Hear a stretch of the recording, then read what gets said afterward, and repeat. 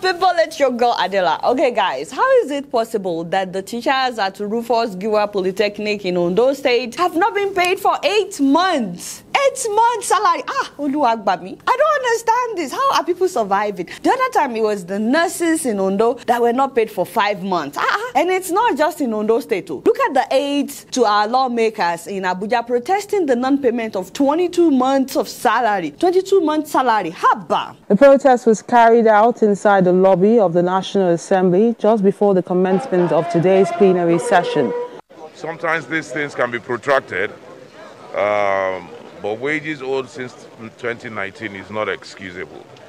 So we'll look into it. I will just ask that you be a little bit patient, a little bit understanding. How can people be working for 2 years and not get paid? Only in Nigeria. People with families, so these people have children. The National Assembly apparently budgeted 9.6 billion naira to pay this aid, but now the management of the National Assembly is telling us that the money has disappeared. How can 9.6 billion naira disappear?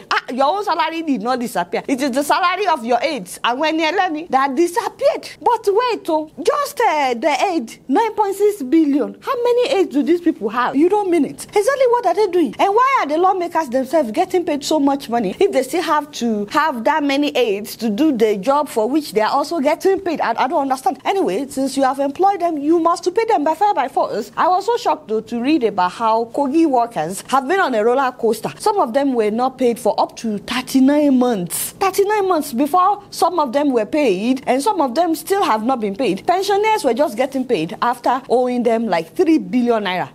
And you go Minawa, Nigerian governors and lawmakers. This is not right.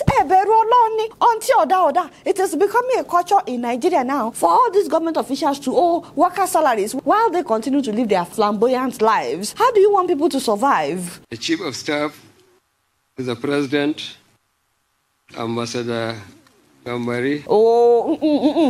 I already told you we are not talking about that, not today. But wait, did he just call the Chief of Staff, Mr. President? The Chief of Staff to the President, Ambassador Gambari. I'm sorry. That's funny. Okay. You know what? I didn't want to go there today, you know? Especially because I got this ministration over the weekend from my sister. I don't want to go there. You should never go there, Daddy man. Thank you so much, my sister. Very wonderful singer. She was telling all of us not to go there. Thank you once again. You can find her on Instagram.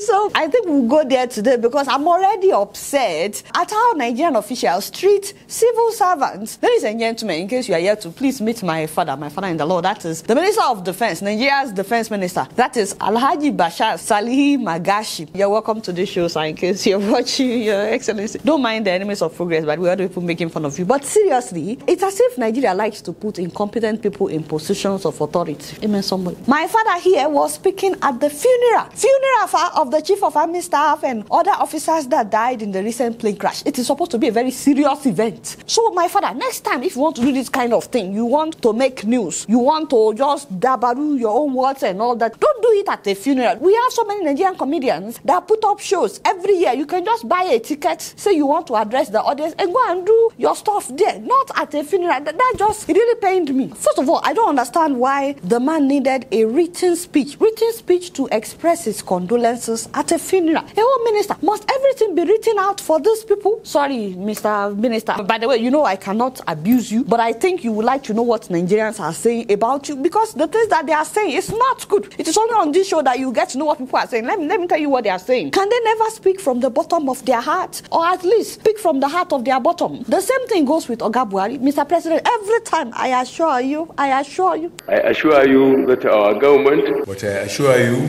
I want to assure you. Shut up! Not you, Mr. President, but must you play everything that I talk about? I assure you. We are not assured, not at all. Every time I assure you. What was I saying, Ojari? Thank you very much. We keep appointing incompetent people, and we need to work on that. How did my father here become the Minister of Defense? Alhaji Amobinu, no vex. It's just an innocent question. The Chief of Staff General Leke Irabo. He just greeted the Chief of Staff, Gambari. How many Chief of Staff do we have? One. Thank you very much. General Lucky Irabo is not the Chief of Staff. The man is the Chief of Defense Staff. You would think that the Minister of Defense would know. This is not just about whether or not he can speak English. I've seen people saying that English is not a measure of intelligence. But this is not about speaking English. The man is just mixing things up. Police Officers' Wives Association, Mrs. Victoria Irabo. That one is also wrong, Not be Mrs. Asmawi Dayako.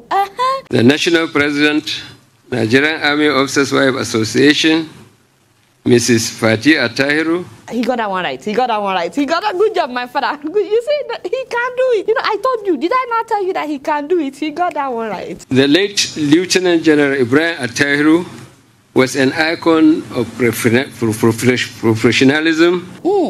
I wanted to say maybe he doesn't like public speaking, but we've seen him speak in public before. We will still come back to that. On behalf of the Commander-in-Chief, I wish to extend his great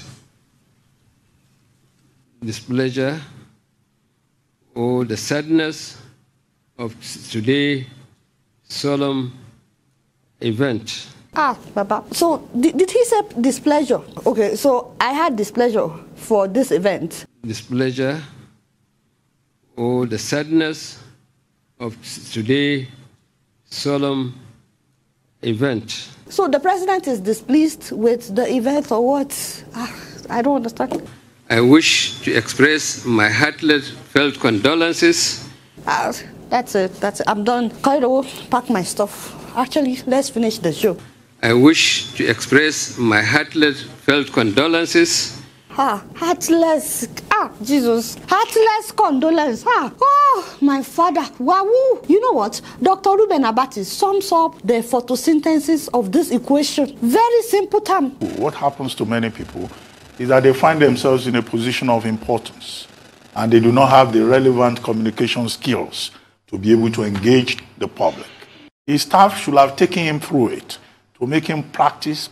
He didn't feel the need to prepare. And also teach him how to pronounce some of those words. Thank you, my father. Thank you. Either he reads through, even if it's just for 15 minutes, maybe on his way to the event, just so he could be prepared. Although, the way I'm seeing this equation, this person obviously needs more than 15 minutes to prepare, to get ready when he needs to address a huge audience. Now, except somebody is totally incompetent.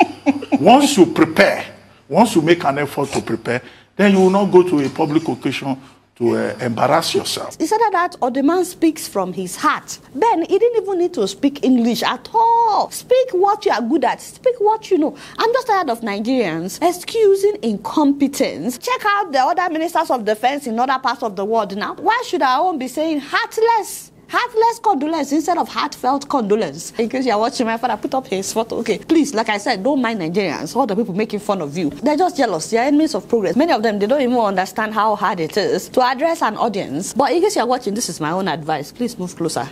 Esa, do you remember that time when you were telling us to stop running away from bandits? At times, the banditry will only come with about 3 rounds of ammunition. When they fire shot, everybody runs.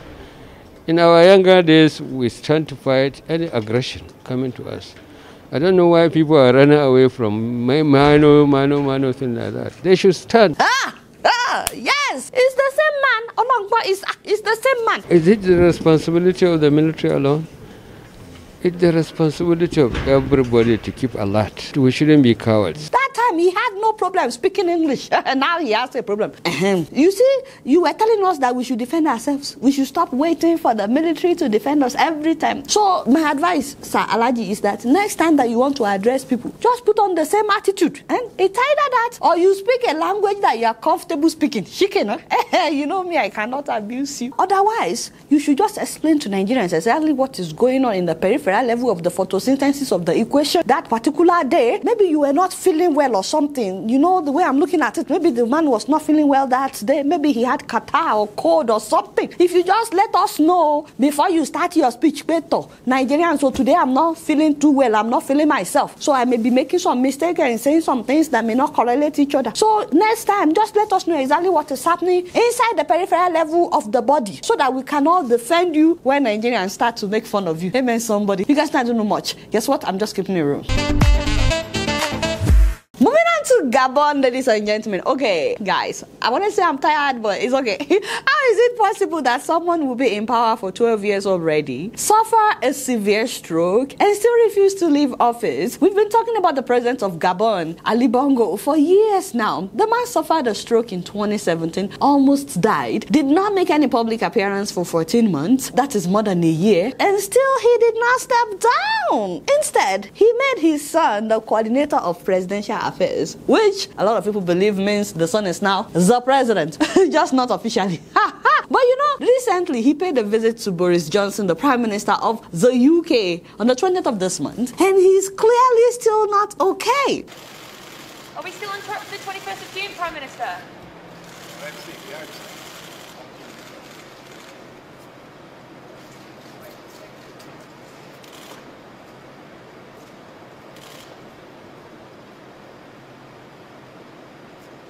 Okay, I don't understand. Is this a do or die thing? Must these people die there? How can he be in that position? You see his health, and he still wants to be president. Did I tell you that his father was the president before him for 42 years? Omar Bongo. How is that not enough? 42 years under one family. And his father died there, it's not like the father stepped down. No, the man died there in 2009, and that was when the son, Ali Bongo, became the president. And now, despite the stroke, he has already put his son in charge. That is like 3 generations in power, back to back in Gabon. Just like family business. These people have no fear of God. In any case, we'll keep watching Mr. President's health. By the way, it's not like people are not praying for him. People are praying for Mr. President. But his recovery would have been quicker if he's not burdened with having to oversee the affairs of an entire country. Or don't you think so? Anyway, you guys know me. I don't know anything. We are keeping our eyes on the president. Guess what? I'm just keeping it real. So before we end this episode, I want to give a huge shout out to my Ugandan brother. In fact, he's my uncle, the one and only Shaka Ssali of Straight Talk Africa. That's a show on Voice of America. Guys, Shaka Ssali retired this month after launching and hosting our popular show, Straight Talk Africa, for 21 years. Damn, 21!